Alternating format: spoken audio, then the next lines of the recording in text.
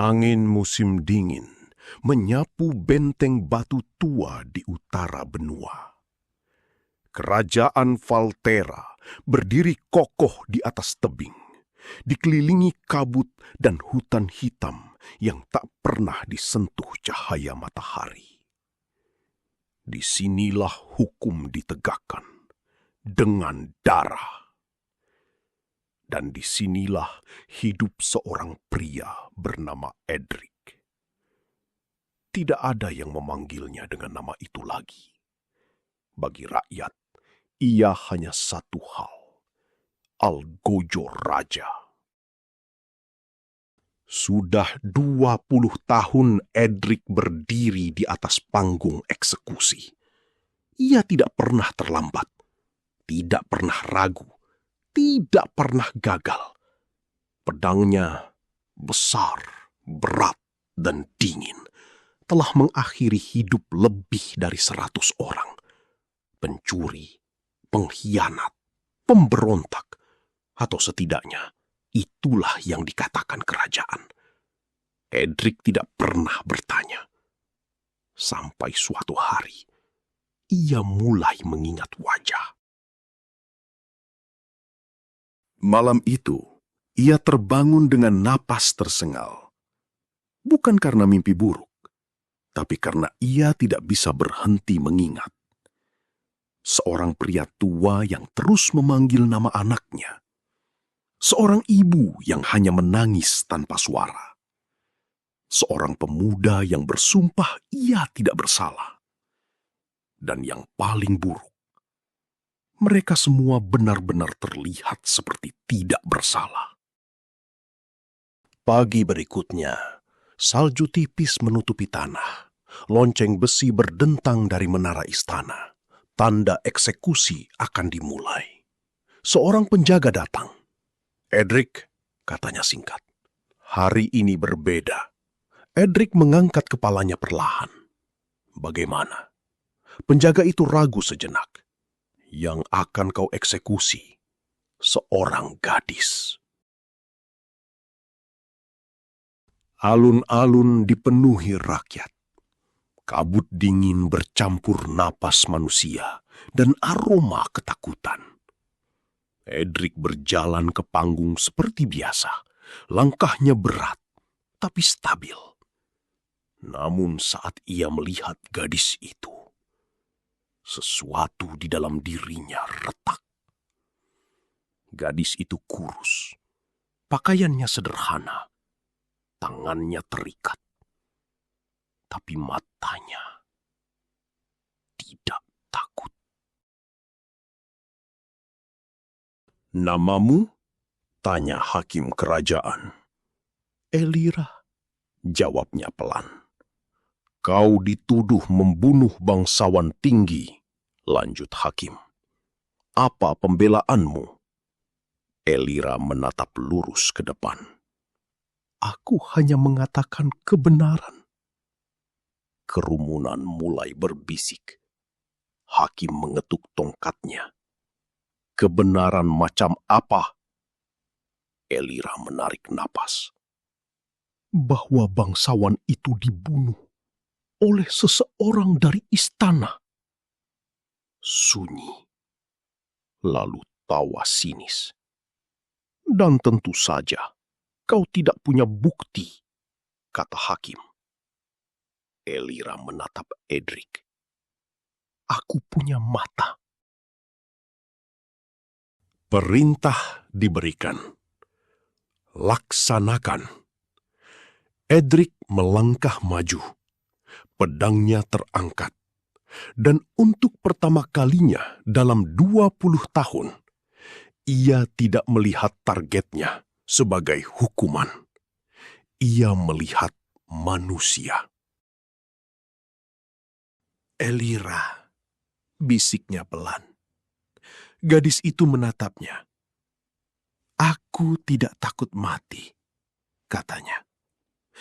"Tapi kebenaran akan mati bersamaku."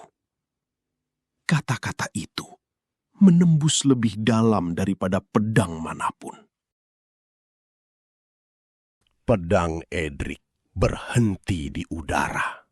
Semua orang menahan napas. Hakim berdiri. "Kenapa berhenti?" Edric menurunkan pedangnya perlahan. Dia tidak akan mati hari ini. Kerumunan meledak. "Pengkhianat! Tangkap dia!" Alguju membangkang. Para prajurit maju. Tapi mereka lupa satu hal penting. Edric telah menghabiskan hidupnya mempelajari cara membunuh. Pertarungan pecah. Cepat, brutal, tanpa ampun. Edric memotong jalan keluar, menarik Elira bersamanya.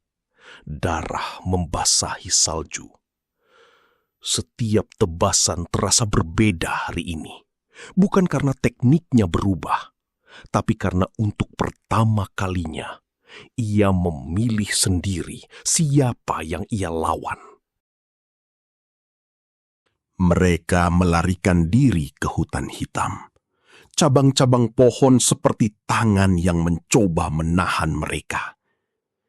"Elira," kata Edric sambil terengah, "apa yang sebenarnya kau lihat?" Elira ragu, lalu berkata pelan, "Aku melihat seseorang dari keluarga kerajaan membunuh bangsawan itu." Edric berhenti. "Siapa?" Elira menatapnya. "Putra mahkota." Dunia seakan runtuh. Putra mahkota adalah simbol masa depan kerajaan. Jika itu benar, maka semua eksekusi selama ini bisa jadi hanya untuk menutup rahasia. "Kau yakin?" tanya Edric. Elira mengangguk. "Aku melihatnya dengan mata kepala sendiri." Keheningan jatuh. Dan dalam keheningan itu, Edric menyadari sesuatu yang mengerikan. Ia bukan penegak hukum. Ia adalah alat untuk menghapus saksi. Malam itu, mereka bersembunyi di reruntuhan menara tua. Api kecil menyala. Edric duduk diam, menatap tangannya sendiri. Tangan yang telah membunuh begitu banyak orang. "Mereka mungkin tidak bersalah," gumamnya. Elira tidak menjawab. "Berapa banyak orang seperti kau yang sudah kubunuh?" lanjutnya. Suara angin menjawab. "Kalau kau ingin berhenti," kata Elira pelan, "larilah lebih jauh." Edric menggeleng. "Tidak." Ia berdiri. "Jika aku lari, maka semuanya sia-sia." Malam berikutnya, mereka kembali ke Valterra. Istana dijaga ketat, namun Edric tahu jalannya. Lorong rahasia, tangga tersembunyi, pintu yang tak terlihat. Ia dulu adalah bayangan kerajaan. Dan malam ini, bayangan itu datang untuk menelan tuannya. Mereka mencapai aula tahta. Putra mahkota berdiri di sana, seolah sudah menunggu.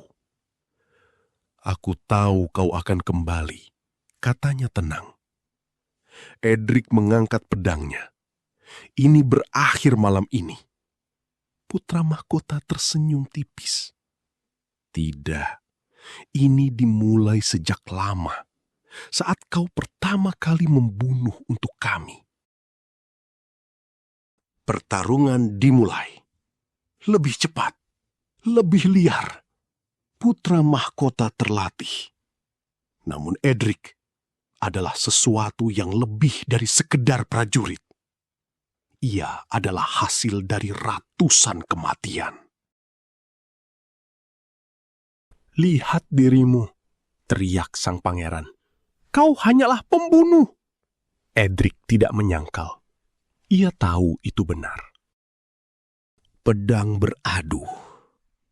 Darah menetes. Napas memburu. Dan di tengah semua itu, Edric melihat wajah-wajah itu lagi. Korban-korbannya. Menatap. Menghakimi. Ia hampir berhenti. Hampir menyerah. Tapi suara Elira memecah semuanya. Kalau kau berhenti sekarang, mereka mati sia-sia. Edric mengangkat kepalanya. Matanya berubah. Bukan karena amarah, tapi karena keputusan. Aku memang pembunuh, katanya pelan. Tapi aku memilih siapa yang harus berhenti. Satu gerakan cepat, pedang menembus pertahanan, dan semuanya berakhir. Putra mahkota jatuh. Sunyi. Namun sebelum Edric sempat bernapas lega, pintu aula terbuka. Puluhan prajurit masuk. Dan di belakang mereka, raja sendiri berdiri. Matanya dingin, tanpa emosi. Algojoku, katanya pelan. Kerjamu belum selesai. Edric menatapnya, lalu menjatuhkan pedangnya. Suara logam menggema di ruangan. Benar, katanya. Ini belum selesai. Ia melangkah maju, tanpa senjata, tanpa perlindungan, menuju raja, menuju akhir. Dan di saat itu, tidak ada yang tahu apakah ia akan mati sebagai pengkhianat, atau akhirnya hidup sebagai manusia. Langkah Edric menggema di aula tahta. Kosong, dingin, mematikan. Ia berjalan tanpa pedang, tanpa perlindungan. Hanya membawa satu hal yang tersisa. Keputusan. Di hadapannya, Raja Valtera berdiri diam. Tidak marah, tidak terkejut. Seolah semua ini sudah ia rencanakan. Berhenti, perintah raja. Para prajurit langsung mengangkat tombak. Ujungnya mengarah ke jantung Edric. Satu langkah lagi, dan tubuhnya akan berlubang. Namun, Edric tidak berhenti. Tusuk dia, kata raja datar. Sunyi. Tak satu pun prajurit bergerak. Angin dingin menyelinap masuk dari jendela batu. Raja menyipitkan mata. Aku memberi perintah. Salah satu prajurit maju. Tombaknya bergetar. Namun saat ujungnya hampir menyentuh dada Edric, ia berhenti. Kenapa? Suara raja berubah tajam. Prajurit itu menunduk. Dia yang melatih kami, Yang Mulia. Keheningan yang berat jatuh. Edric tidak menoleh. Tidak perlu. Ia tahu. Mereka semua pernah belajar darinya. Cara membunuh, cara bertahan, cara menekan rasa takut. Dan sekarang, mereka takut padanya. Raja menghela napas panjang. Begitu rupanya. Ia melangkah turun dari singgasana. Setiap langkahnya pelan, tapi penuh tekanan. 20 tahun, katanya. Aku memberimu tujuan, Edric. Edric akhirnya berbicara. Kau memberiku daftar nama. Dan kau menerimanya tanpa pertanyaan. Itu kesalahanku. Raja tersenyum tipis. Tidak, itu pilihanmu. Elira berdiri di belakang. Napasnya tertahan. Ia tahu, ini bukan sekedar pertarungan. Ini penghakiman. Bukan hanya untuk raja, tapi untuk Edric sendiri. Semua orang yang kau bunuh, lanjut raja. Mereka adalah harga dari kestabilan. Kebohongan, jawab Edric. Kerajaan berdiri di atas kebohongan. Semua kerajaan berdiri di atas sesuatu. Keheningan kembali. Namun kali ini lebih tajam. Jika aku membunuhmu, kata Edric, apakah semuanya akan selesai? Raja tertawa kecil. Tidak. Jawaban itu datang terlalu cepat. Terlalu jujur. Kalau aku mati, lanjut raja, para bangsawan akan saling membunuh. Tentara akan terpecah. Rakyat akan kelaparan. Ia mendekat. Hutang darah tidak pernah berhenti, Edric. Kata-kata itu menghantam lebih keras dari pedang. Edric tahu itu benar. Ia telah hidup di dalam lingkaran itu. Membunuh untuk mencegah kekacauan. Membunuh untuk menutup kebenaran. Membunuh. Di belakangnya, Elira melangkah maju. Pilihan selalu ada, katanya. Semua mata tertuju padanya. Kebenaran, lanjutnya, tidak akan menghancurkan kerajaan. Raja menatapnya dingin. Kau masih hidup karena belas kasihan orang itu, katanya sambil menunjuk Edric. Jangan bicara seolah kau mengerti dunia. Elira tidak mundur. Aku melihat apa yang kau lakukan. Raja mendekat. Terlalu dekat. Dan itu sebabnya kau harus mati. Gerakan cepat. Sebuah belati muncul dari lengan raja. Menusuk. Namun Edric lebih cepat. Ia menangkap pergelangan tangan raja. Keras. Retak. Aula meledak dalam gerakan. Prajurit maju. Elira mundur. Dan Edric, kali ini ia tidak punya pedang. Pertarungan tangan kosong. Lebih brutal. Lebih dekat. Lebih nyata. Setiap pukulan terasa. Setiap napas berat.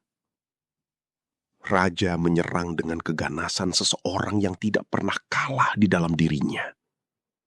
Edric bertahan dengan ketenangan seseorang yang sudah mati berkali-kali di dalam dirinya. Lihat dirimu, teriak raja. Edric tidak menjawab. Ia tidak perlu. 1 pukulan. 2. 3. Edric terjatuh. Darah mengalir dari pelipisnya. Pandangannya kabur. Dan di saat itu, mereka datang lagi. Wajah-wajah itu, semua yang pernah ia bunuh, diam, menatap. Ini akhir yang pantas, bisik raja sambil mengangkat belati. Namun, suara lain memecah semuanya. Bangkit! Elira. Edric membuka matanya. Napasnya berat. Tapi ada sesuatu yang berbeda sekarang. Ia tidak melihat wajah-wajah itu sebagai kutukan. Ia melihat mereka sebagai saksi. Ia bangkit. Perlahan. Aku tidak bisa menghidupkan kalian kembali, katanya pelan. Tapi aku bisa menghentikan ini. Gerakan terakhir. Cepat. Tanpa ragu. Aku tidak bisa menghidupkan kalian kembali, katanya pelan. Tapi aku bisa menghentikan ini. Gerakan terakhir. Cepat. Tanpa ragu. Belati terlepas. Tubuh raja terhuyung. Dan untuk pertama kalinya, Raja Valtera terlihat takut. Edric tidak langsung menyerang. Ia berdiri di sana, memberi pilihan. Raja terengah. Matanya liar. Ia tahu. Ini akhirnya. Namun, sebelum apapun terjadi, seorang prajurit berteriak, "Pasukan luar menyerang!" Semua orang membeku. "Bangsa utara!" teriak yang lain. "Mereka sudah di gerbang!" Kekacauan, teriakan, langkah kaki. Raja tertawa, lemah tapi puas. "Kau lihat," katanya pada Edric, "tanpa aku, semuanya runtuh." Edric menatapnya, lalu menatap ke arah pintu. Api mulai terlihat di kejauhan. Pilihan selalu kembali ke pilihan. Membunuh raja dan membiarkan kerajaan jatuh. Atau menyelamatkan kerajaan dan membiarkan kebenaran terkubur. Edric menutup matanya. Hanya sejenak. Saat ia membukanya kembali, keputusan telah dibuat. Ia berbalik, menuju pintu, menuju perang. "Elira," katanya tanpa menoleh, "jika aku tidak kembali." "Jangan katakan itu," potong Elira. Edric tersenyum tipis. Seseorang harus menceritakan kebenaran. Ia berjalan keluar, sendirian. Sekali lagi. Di belakangnya, raja jatuh terduduk. Hidup, tapi tidak lagi berkuasa sepenuhnya. Dan di depan, api, darah, dan perang menunggu. Kali ini, Edric tidak bertarung untuk raja. Tidak untuk perintah. Tidak untuk menutupi dosa. Ia bertarung untuk menebusnya. Dan malam itu, kerajaan Valtera tidak hanya menghadapi musuh dari luar, tapi juga kebenaran dari dalam. Gerbang Valtera terbuka dengan dentuman keras. Api menjilat dinding batu. Panah berterbangan seperti hujan kematian. Teriakan prajurit bercampur dengan suara logam yang saling menghantam. Edric melangkah keluar dari bayang-bayang istana, menuju neraka yang hidup. Pasukan utara sudah menerobos masuk. Mereka tidak datang untuk menaklukkan. Mereka datang untuk menghancurkan. Desa-desa di luar tembok telah dibakar. Tidak ada tawanan, tidak ada belas kasihan. Hanya satu bahasa yang mereka bawa: kematian. Seorang prajurit Valtera terlempar ke tanah tepat di depan Edric. "Bantu kami," bisiknya sebelum diam selamanya. Edric menatapnya, lalu mengangkat pedang yang tergeletak di samping tubuh itu. Beratnya terasa familiar. Terlalu familiar. Untuk sesaat, ia ragu. Lalu suara teriakan lain memecah pikirannya. Seorang anak kecil terjebak di antara puing dan api. Seorang prajurit utara mendekat, kapaknya terangkat. Edric bergerak. Cepat, seperti dulu. Satu tebasan, bersih, sunyi. Tubuh prajurit itu jatuh. Dan untuk pertama kalinya dalam hidupnya, Edric tidak merasa kosong setelah membunuh. "Pergi!" teriaknya pada anak itu. Anak itu berlari, dan Edric tetap berdiri, pedang di tangannya. Dunia di sekitarnya terbakar. Pertempuran berlangsung berjam-jam. Setiap sudut kota menjadi medan perang. Setiap langkah, keputusan antara hidup dan mati. Edric bertarung di garis depan, bukan sebagai algojo, tapi sebagai pelindung. Namun, jumlah mereka terlalu banyak. Pasukan utara terus datang, tanpa henti, tanpa takut. Di atas tembok, bendera Valtera mulai jatuh. Satu persatu. Edric terengah. Tubuhnya penuh luka. Darah, bukan hanya miliknya, menetes dari ujung pedangnya. Dan di tengah kekacauan itu, ia melihat sesuatu. Gerbang utama. Jika gerbang itu jatuh sepenuhnya, maka semuanya berakhir. Ia tahu apa yang harus dilakukan. Dan ia tahu, ia mungkin tidak akan kembali.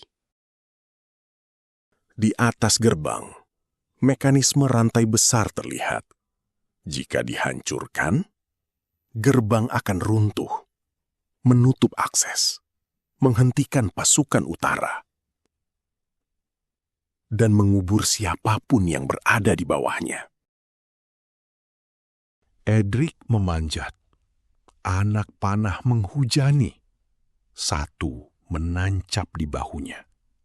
Ia tidak berhenti. 2, 3. Ia tetap naik. Di puncak, ia berdiri goyah, melihat ke bawah. Pasukan utara terus masuk.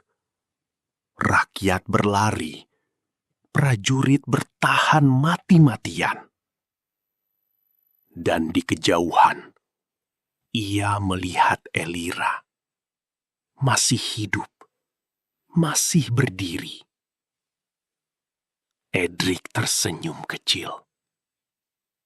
"Aku tidak bisa mengubah masa lalu," bisiknya. "Tapi ini pilihanku." Ia mengangkat pedang, menghantam rantai besi. Sekali, tidak cukup. 2 kali. Retak. 3 kali. Rantai putus. Gerbang runtuh dengan suara yang mengguncang bumi. Debu, batu, dan besi jatuh bersamaan, menutup jalan, menghancurkan pasukan yang masih mencoba masuk. Dan di tengah semuanya, Edric ikut jatuh. Kegelapan, sunyi. Ketika debu mengendap, pertempuran berhenti. Pasukan utara mundur. Gerbang telah tertutup. Valtera selamat. Hari berganti. Api padam. Mayat dikuburkan. Dan nama Edric mulai dibisikkan. Di reruntuhan gerbang, para prajurit menggali, mencari, berharap. Namun yang mereka temukan hanya pedang. Elira berdiri di sana, menatapnya. Dia bukan Algojo, katanya pelan. Dia pilihan. Hari-hari berikutnya, kebenaran mulai menyebar. Tentang raja, tentang kebohongan, tentang darah yang tidak seharusnya tertumpah. Kerajaan berubah. Tidak cepat, tidak sempurna, tapi berubah. Dan setiap tahun, di bawah gerbang yang telah dibangun kembali, orang-orang meletakkan bunga. Bukan untuk seorang pahlawan, bukan untuk seorang santo, tapi untuk seorang pria yang pernah menjadi monster dan memilih untuk berhenti.